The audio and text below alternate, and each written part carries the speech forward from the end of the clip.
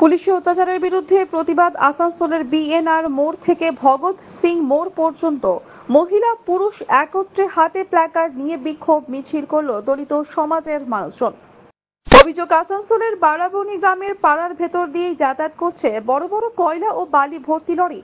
এই অতি ভারী লরি চলাচলের ফলে প্রতি মুহূর্তে জীবনের ঝুঁকি নিয়ে জীবনযাপন করছেন ওই সব গ্রামের মানুষজন। তাদের অভিযোগ, এই বিষয়ে প্রতিবাদ করলেই বিনা দোষে যখন তখন গ্রামের ও এলাকার যুবকদের আটক করে থানায় নিয়ে যাচ্ছে বারাবণী থানার পুলিশ। 5টা ছেলে তুলে নিয়ে গেছে। কাল আমরা থানা গিয়েছিলাম ছেলেদেরকে ছাড়ার জন্য। কাল বড়বাবু খুব আমাদের সাথে অত্যাচার করেছে। কি বলছে? বলছে যা করবার আছে করে নেন, আমরা কিছু নিয়ে এসছি, ছাড়বো না। তো আপনাদের ছেলেকে কেন তুলে নিয়ে গেল? ওই গাড়ির জন্য বলতে যে কি গাড়ি? কি গাড়ি? বালির গাড়ি। বালির গাড়ি কি চলছে? হ্যাঁ, বালি কয়লা। হ্যাঁ, তো আপনারা কি চাইছেন এটা বন্ধ হোক? হ্যাঁ, আমরা চাইছি বন্ধ হোক, আর আমাদের ছেলে মেয়ে, আমাদের ছেলেরা, আমরা সাধারণ মানুষ যেন ভালোভাবে আসা যাওয়া করতে পারি। আর যে কোনো সময় পুলিশ, বারাবণী পুলিশ আমাদের গ্রামের ছেলেদের ওপরে সবসময় অত্যাচার করে। আপনার নাম বলুন। শকুন্তলা বাউরি। বুধবার সন্ধ্যায় এলাকা থেকে কয়েকজনকে থানায় নিয়ে যায় পুলিশ বলে অভিযোগ গ্রামবাসীদের। তাদের দাবি, তাদের থানা থেকে নিঃশর্ত ছাড়তে হবে। পরে পুলিশের আশ্বাসে তারা বিক্ষোভ কর্মসূচি শেষ করেন। আমাদের বারাবণীতে এসসি আর এসটি যখন তখন আমাদের ওসি ধমকি এবং থানাতে অ্যারেস্ট করে দিয়েছে।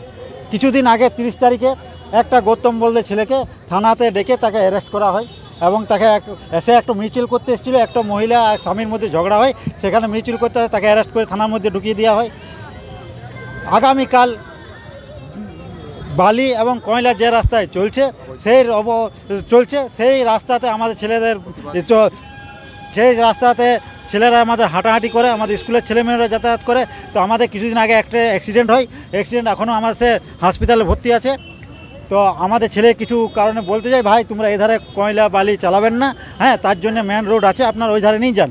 তখন ওখান থেকে বড়বাবু এবং 3 ভ্যান পুলিশ আসে, আমাদের 5টা ছেলেকে ধরে নিয়ে যায় এবং তাদেরকে থানাতে যেয়ে ধরে ঠেঙায়। হ্যাঁ, আমাদের ছেলেরা সেখানে আমাদের এখানকার পঞ্চায়েত বা আরও সারা সদস্য যারা গেছিলো তার দিকে বলেছে, কোনো ওসি বলেছে কোনো পঞ্চায়েত প্রধান এলেও আমরা ছাড়বো না, আমরা আরও ছেলেগুলোকে নিয়ে ঢুকাবো, বলছে 150-200 জনের নামে কেস দেবো। তাই আজ আমরা সবাই মিলে এসে পদে সিপি সাহেব কাছে আমরা অ্যারেস্ট হতে এসেছি। আমাদের বিক্ষোভে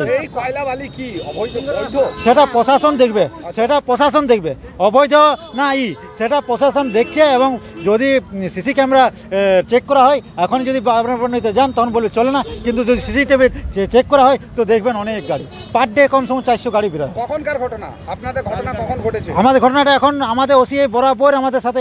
কখন ধরে নিয়ে গেছে? কাল সন্ধ্যার সময়।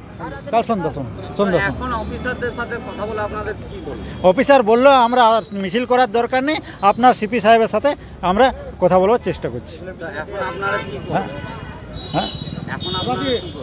কোন থানা কার কথা বলছেন? বারাবণী থানা, ওসির নাম। আসানসোল থেকে সৌমিত্র গাঙ্গুলি রিপোর্ট, আনন্দ বার্তা।